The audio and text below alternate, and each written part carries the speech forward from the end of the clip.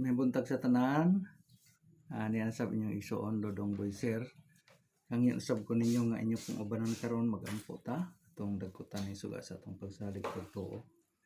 Ug hinaut ko nga katong mga tawo nga dunay mga gihambin nga mga sakit ug balatian kaduol nato og inyong saligan og tuohan nga ang mga pagampo tinubanan og hugot nga pagtuo makaayo og sakit o makapawala sa ato mga sayop ng buhat. So magampo ta, dungan ta.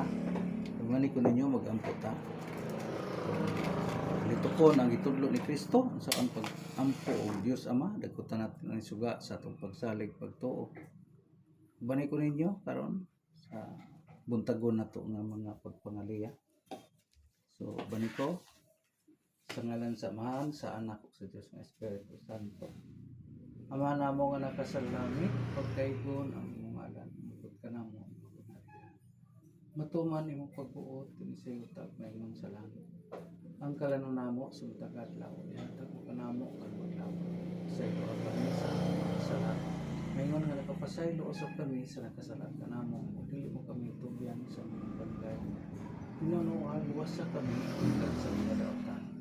Nganito nang mamahan, Lord, salamat kayo sa mga kinabuhi, dughangga sa grasya namong adlaw-adlaw pagkinahanglan ug labi na gid usab sa kahibalo nga imong gihatag kanamo karon sa among nauna sa among kasing-kasing mga inawat ng Ginoo nga among pagkabuhaton may subay ta diha sa buton ug labi na gid sa mga tawo nga dunay mga problema nga sakit ug balatian pagkinahanglan kaduol sila kanato og imong tultulan ug imong giyahan na makatabang ang tako kanila labi na gid sa katong adunay mga sakit nga kaduol nato.